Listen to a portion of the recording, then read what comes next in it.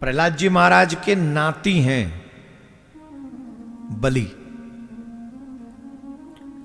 देवासुर संग्राम में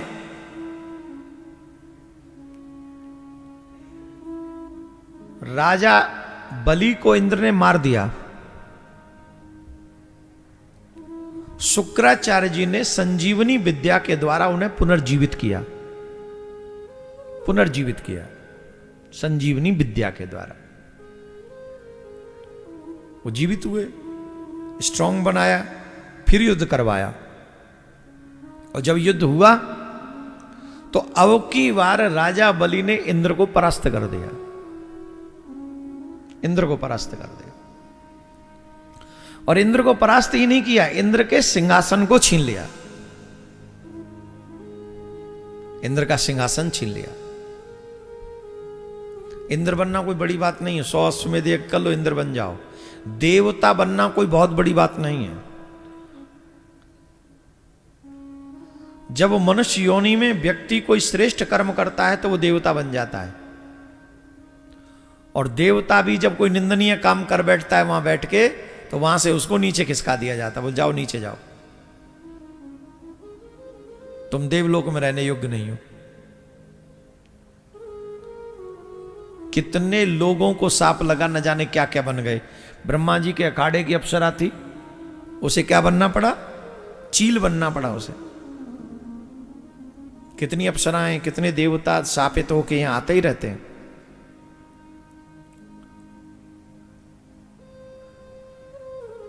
मनुष्य अगर सत्कर्म करे तो देवता बन सकता है।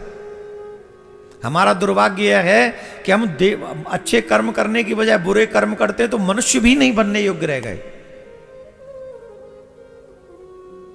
हमारे कर्म अब मनुष्य बनने के योग्य भी नहीं है। राजा बलि ने स्वर्ग छीन लिया, और जब स्वर्ग छीन लिया तो देवता परेशान हुए। देवता भगवान के पास में गए। देखो, जब जब पृथ्वी माँ को कोई अपनी बात कहनी होती है, ये जो पृथ्वी माँ है ना, ये पृथ्वी माँ जब कहीं इसको जाना होता है तो गौ रूप धारण करके जाती है। इसका मतलब क्या है? गौ माता पृथ्वी माता दोनों एक ही है। जैसे गौ आपका पालन करती है, वैसे पृथ्वी भी आपका पालन करती है। गौ दूध के द्वारा पालन करती है, और पृथ्वी माँ अन्न के द्वारा आपका पालन करती है।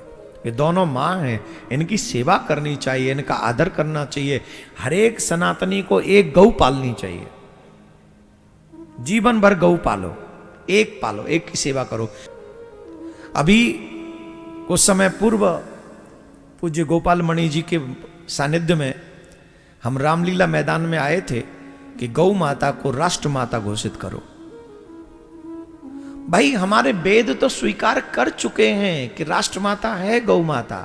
गावो विश्वस्य मातरम, पूरी विश्व की मां। अरे हमारी जो मां होती है ना, वो 3-4 साल हमें अपने आंचल का दूध पिलाती है, और गौ माता जीवन पर्यंत अपने आंचल का दूध हमको देती है। पृथ्वी मां हमें जीवन भर अपने आंचल का अन्न प्रदान करती है। तो ये दो मां ना हो, मतलब दो नहीं, एक ही है, एक नहीं दो ही, जो समझो। गौ माता और पृथ्वी माता, अगर ये हमारा पालन न करें, हम किसी भी कीमत पे बच नहीं सकते। तो जो हमारा पालन करती हैं, हम उनका पालन, उनकी सेवा नहीं कर सकते, देख रेख नहीं कर सकते, और ऊपर से सनातनी होने का झंडा गाड़ते हो।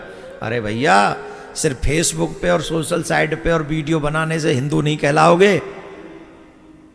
तुम सोचते हो कि हम उसी से हिंदू बन जाएंगे? यार बेकार की बातें करते हो, झूठी यार।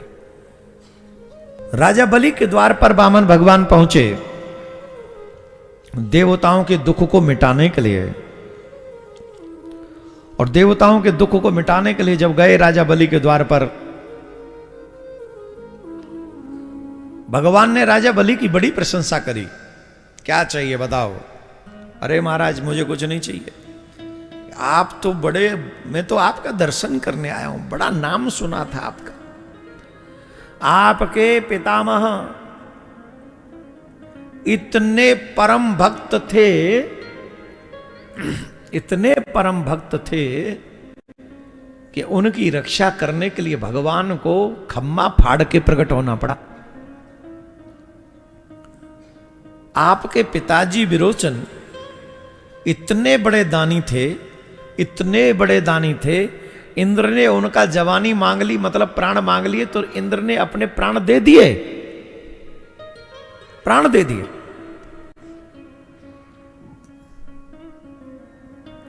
मैं तो उस विरोचन के पुत्र का दर्शन करने आया हूं जिसके पिता इतने धर्मनिष्ठ थे, इतने दानी थे।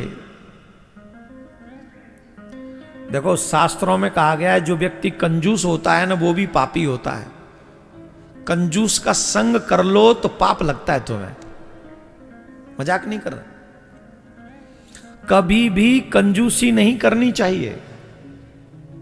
अगर भगवान ने तुम्हें धन दिया है तो धर्म करो, समय में भी कंजूसी नहीं करनी चाहिए। अगर भगवान ने तुम्हें मनुष्य बनाया है तो भगवान की कथा के लिए समय निकालो, अपने कल्याण के लिए समय निकालो। कभी भी कंजूसी नहीं करो, अच्छाई में कंजूसी मत करो, किसी का परोपकार करने में कंजूसी मत करो। जितना संभव हो सके परोपकार करो, परोपकार करो। बोलो राधे राधे। धीरे ही बोल लो।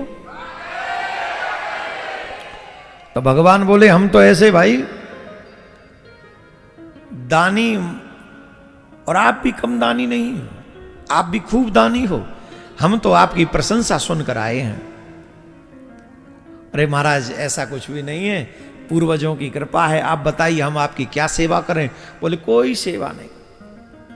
बोले कुछ तो मांग, बोले कुछ मांगने तो आए ही नहीं। अरे महाराज हमारे द्वार पे आए और हम आपकी कोई सेवा न करें तो गलत है। बोले अच्छा तुम जिद कर रहे हो तो 3 पग भूमि दे दो। हमने कह रहे थे कि गृहस्थ आश्रम तब बड़ा है जब गृहस्थ आश्रम का पालन किया जाए, और गृहस्थ आश्रम का सबसे बड़ा धर्म है द्वार पर आए हुए अतिथि का सम्मान करे, उनकी वचनों का पालन करे। अरे 3 पग भूमि बहुत, ये क्या है, ये तो कुछ भी नहीं है। बोले नहीं हमें सिर्फ इतनी चाहिए, 3 पग भूमि चाहिए, इससे ज्यादा नहीं चाहिए। राजा बलि बोले लोग हंसेंगे हमारे ऊपर कि राजा कैसा दानी था कि मात्र द्वार पर आए हुए व्यक्ति को 3 पग भूमि दी अतिथि को। ज्यादा ले लो, बोले ज्यादा चाहिए ही नहीं, मांगना उतना ही चाहिए जितना आवश्यक हो, जरूरत से ज्यादा मांगना ही नहीं चाहिए। तो इस समय जरूरत है, आवश्यकता है इतने की 3 पग भूमि। शुक्राचार्य जी सोचने लगे हमने इतने संतोषी ब्राह्मण आज तक नहीं देखे जितने ये दिख रहे हैं। राजा कह रहा है ज्यादा मांग लो और ये कह रहे हैं हमें चाहिए ही नहीं, कुछ गड़बड़ तो नहीं है। तो इस भाव से शुक्राचार्य जी ने नेत्र बंद किए, जरा चेक तो करें ये ब्राह्मण आए कहां से हैं। तो नेत्र जब बंद किए तो शुक्राचार्य जी ने देखा ये ब्राह्मण देव तो क्षीर सागर से आए डायरेक्ट, साक्षात नारायण हैं। अच्छा उद्देश्य को भी जान लिया। उद्देश्य क्या है? उद्देश्य है राजा बलि को छलना, इंद्रासन से च्युत करना, अलग करना। राजा बलि को शुक्राचार्य जी ने कहा ए राजन सुनो, इन्हें 1 पग भूमि भी मत देना, इन्हें 1 पग भूमि भी मत दो। क्यों?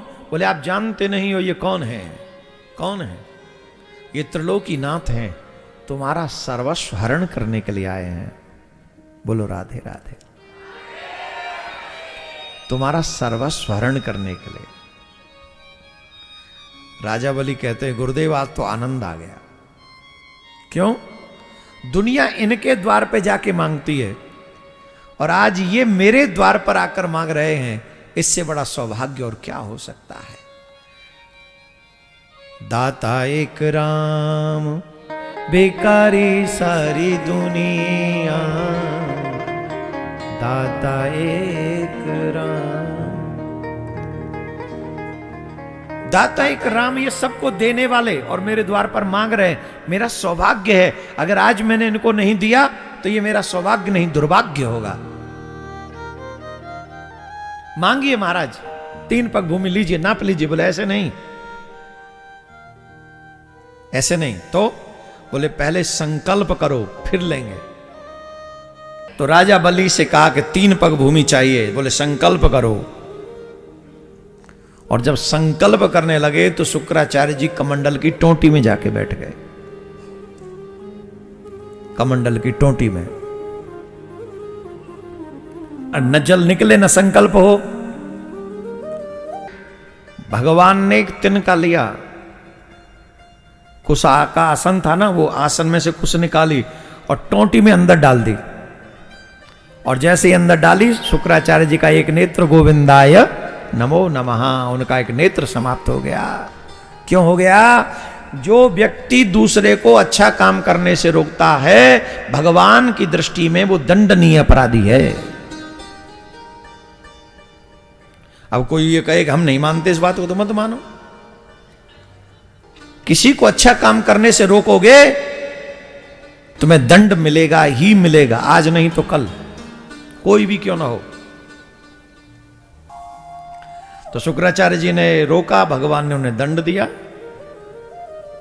और जब नापने की बारी आई भूमि, तो 2 ही पग में सारा ब्रह्मांड नाप लिया, 2 ही पग में सारा ब्रह्मांड। राजा बलि से कहा, तुमने 3 पग भूमि संकल्प की है, 2 पग में ही सब गई, बताओ तीसरा पग कहां रखूं?